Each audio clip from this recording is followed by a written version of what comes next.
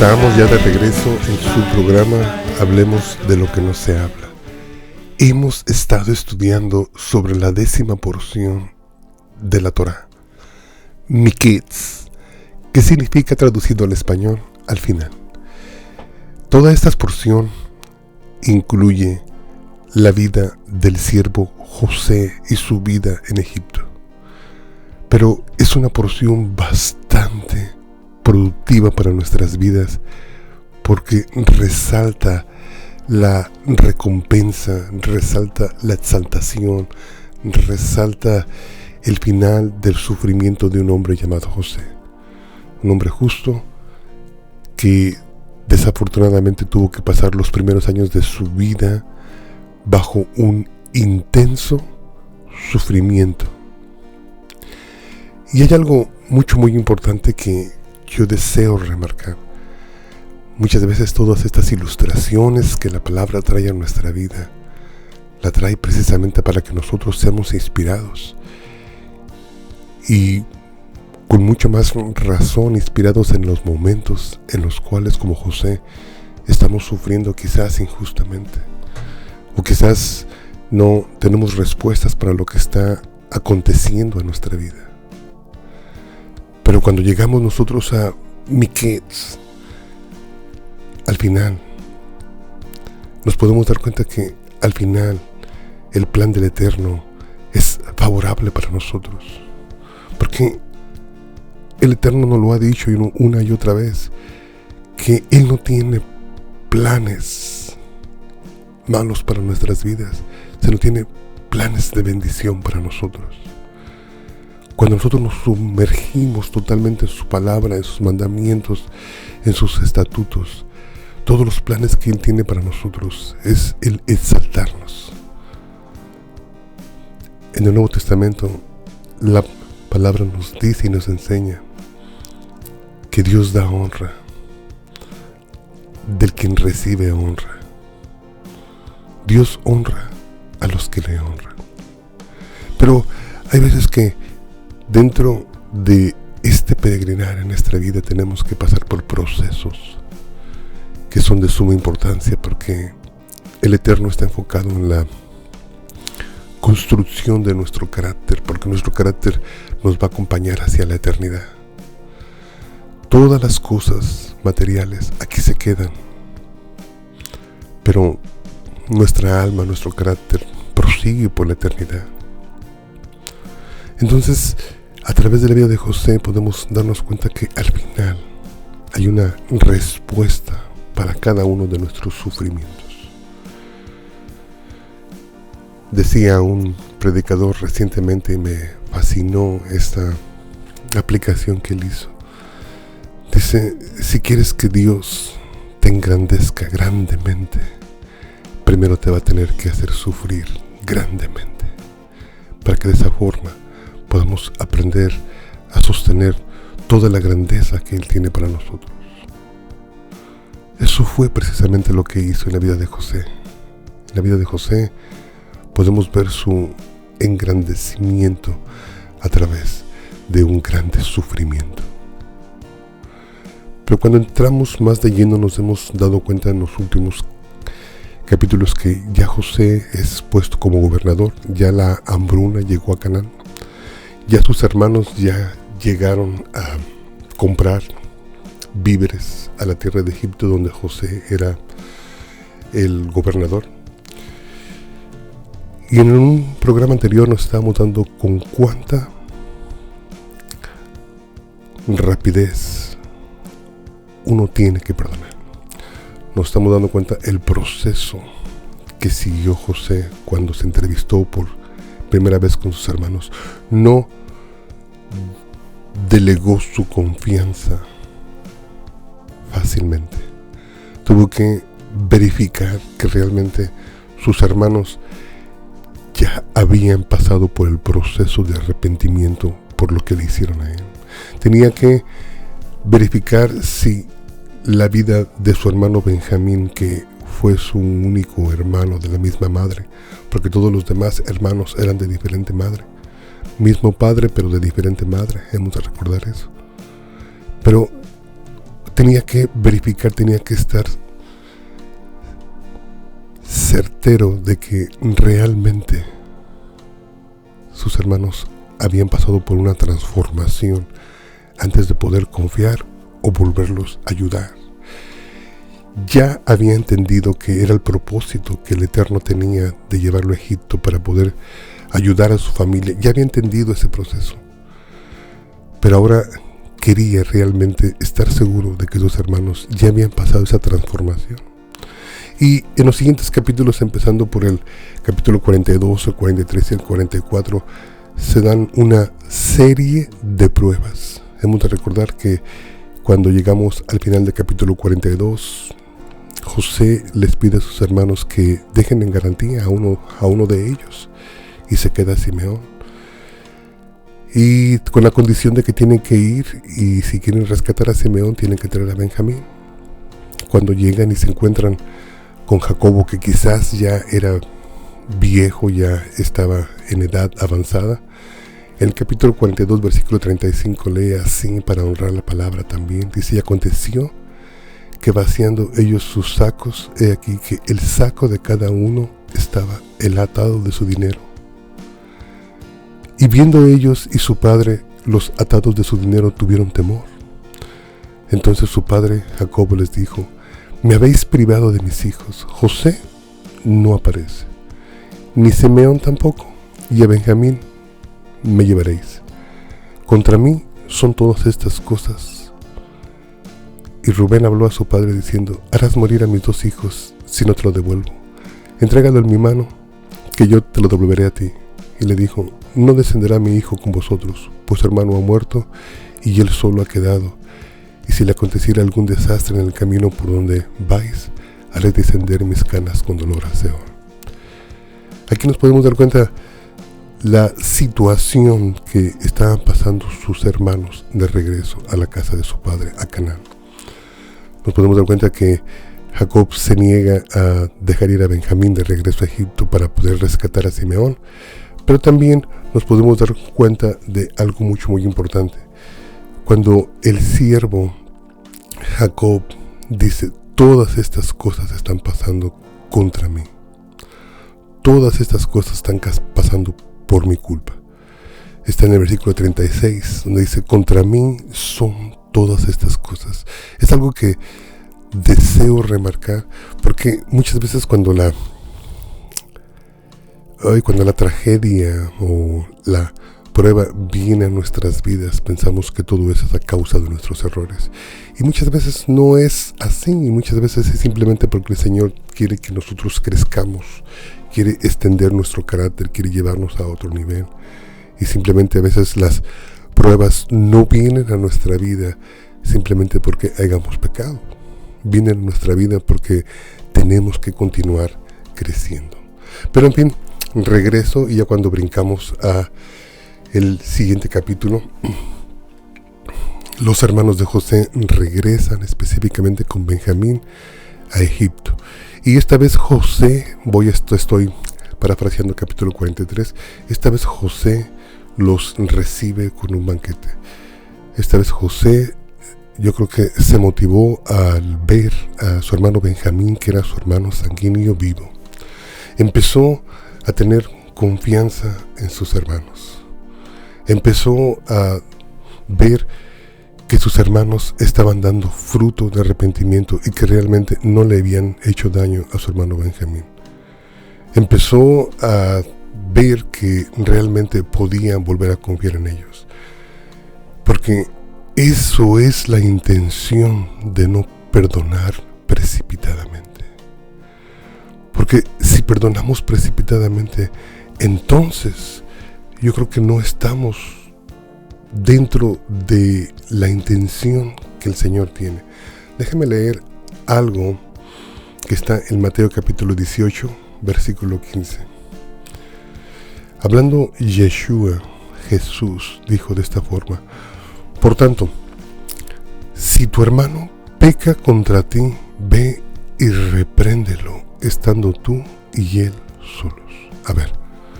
Vamos a ser específicos qué es lo que Yeshua está remarcando aquí? Está remarcando el mismo proceso que llevó José con sus hermanos.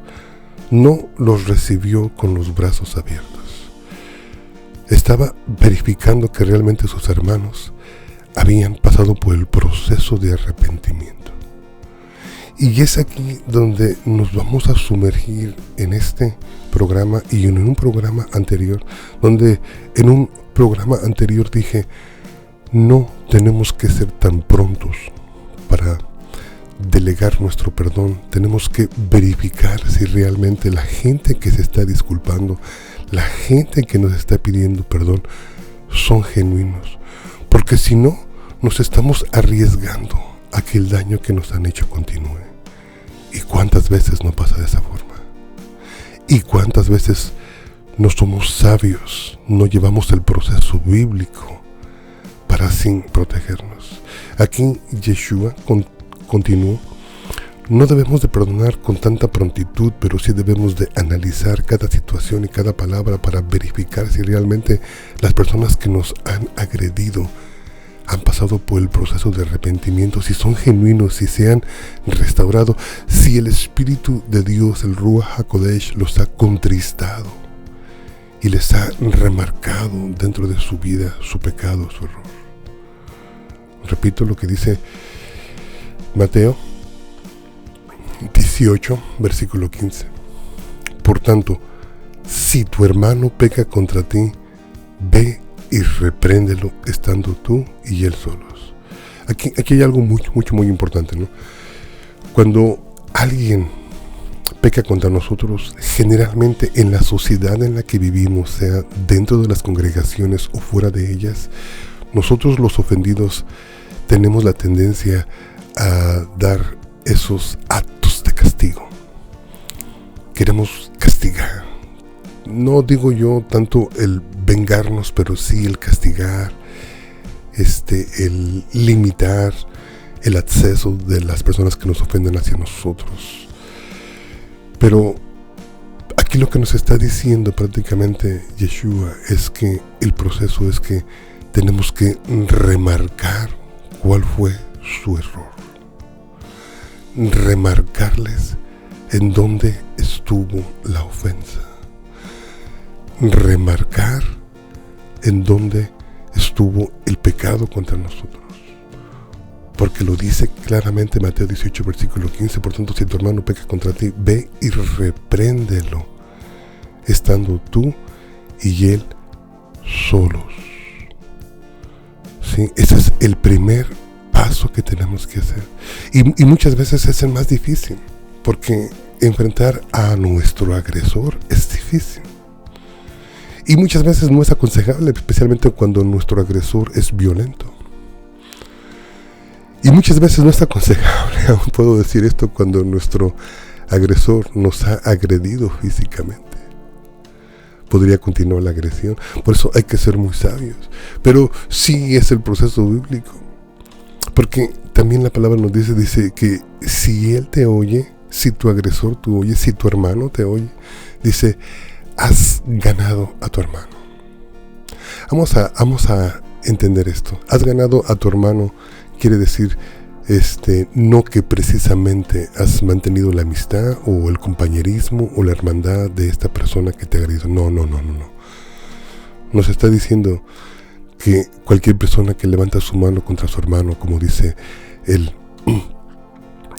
apóstol Juan, dice definitivamente el que no ama a su hermano no conoce a Dios.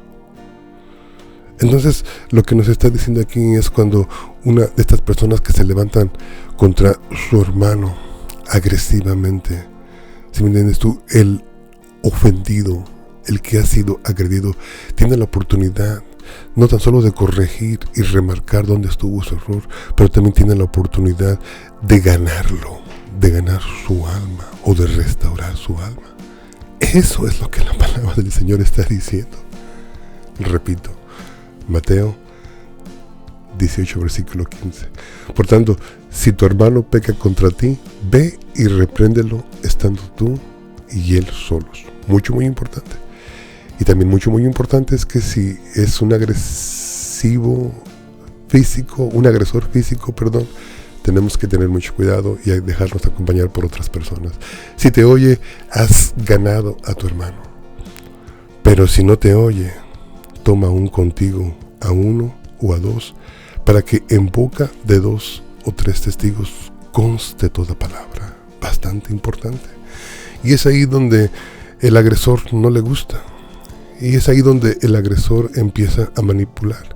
Porque el agresor prefiere agredir en secreto y no desea que su agresión sea expuesta a la luz, porque no quiere que su fama de buena persona quizás sea manchada delante de la congregación o delante de la familia o delante de los otros amigos. No, eso es normal de parte del agresor.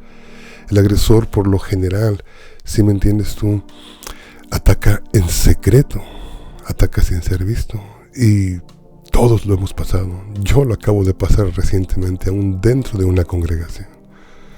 Atacan en secreto, porque no quieren que realmente su verdadero carácter sea expuesto. Porque realmente muchas veces son gente que no conocen, que no temen a Dios. Aunque están dentro de nuestras congregaciones o dentro de nuestras familias, muchas veces hay gente que no han tenido la experiencia de ser transformados o de haber recibido la revelación de salvación de parte del Mesías. Bien importante. Entonces, eso fue precisamente, ya quiero regresar de Mateo, quiero regresar a Torah y regresamos a Génesis capítulo 43, donde una vez más, insistentemente José, no tan solo que ahorita se sienta, pero también cuando se sienta con ellos, también sigue esa verificación de la verdad, sigue ese proceso para que sus hermanos se han arrepentido genuinamente.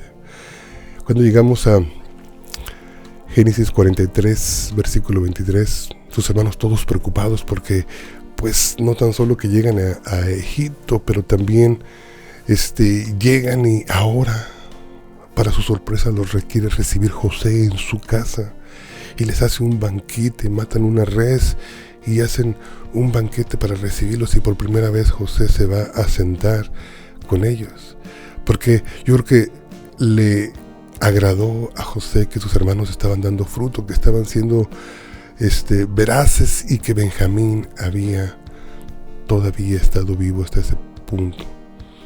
Versículo 23 dice así, dice de Génesis 43, dice: Él le respondió: paz a vosotros, no temáis. Vuestro Dios y el Dios de vuestro Padre os dio el tesoro en vuestros costales. Yo recibí vuestro dinero. Y sacó Simeón a ellos y llevó a aquel varón a los hombres a casa de José. Y les dio agua y lavaron sus pies y dio de comer a sus asnos. Y ellos prepararon el presente entre tanto que venía José al mediodía, porque habían oído que ahí habrían de comer pan. Qué diferente encuentro. Yo creo que esa es parte del proceso, ¿no? De ir delegando el perdón poco a poco, ir abriendo los brazos poco a poco, no todo de lleno. José ahorita cede un poco al comprobar que habían sido veraces en sus respuestas a las preguntas que había hecho José en un capítulo anterior, y ahora cede y lo sienta con ellos para comer pan, para disfrutar. Libera a Simeón y todavía ve a su hermano vivo. Y cuando llegamos a Génesis 43, versículo 29, dice: y alzando José sus ojos vio a Benjamín su hermano, hijo de su madre, o sea, natural de su madre. Solamente José y Benjamín eran hijos de Raquel. Y les hace la pregunta, dice: ¿es este vuestro hermano menor de quien me hablasteis? Y dijo: Dios tenga misericordia de ti, hijo mío. Entonces José se apresuró porque se conmovieron sus entrañas a causa de su hermano. Muy importante. Cuando nosotros estamos en este proceso de perdón, somos bastante sensibles. Y aquí José no fue la excepción, ¿no? Entonces José se apresuró porque se conmovieron sus entrañas a causa de su hermano y buscó dónde llorar. Y entró en su cámara, en su recámara, y lloró ahí. Qué importante, ¿no? Contuvo sus emociones delante de sus hermanos. No arruinó todo el trabajo que había hecho para verificar la veracidad de las palabras de su hermano. No dejó caer a tierra todo el trabajo que había hecho para estar seguro si sus hermanos estaban genuinamente arrepentidos. No arruinó el proceso bíblico que Yeshua nos enseña de instruir, de reprender después que se nos ha agredido, para que no se vuelva a cometer, para que no siga ese ciclo de agresión sobre ninguna persona. José se conmueve, vea y llora en su recámara. No expone sus emociones delante de sus agresores, porque desea continuar con el proceso, porque él sabe que es importante que sus hermanos sean restaurados, sabe que es importante no tan solo el delegar el perdón, pero el instruir, el corregir. Él entiende lo importante que era que sus hermanos entendieran y recibieran la lección para que no se volviera a cometer la falta que se había cometido contra él.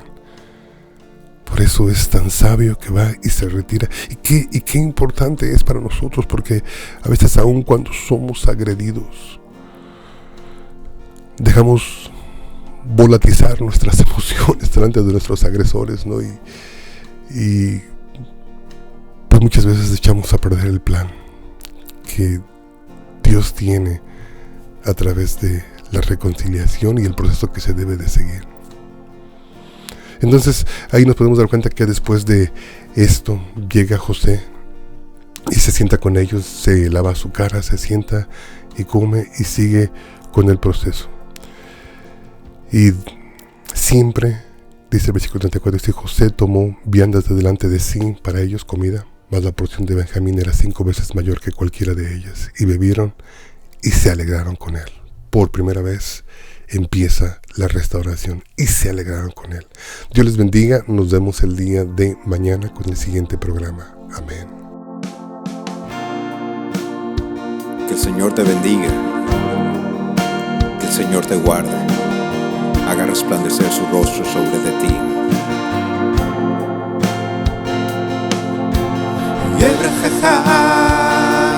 Adonai v'yishmerecha, Ya'er Adonai panav elecha v'choneka, Yisa Adonai panav elecha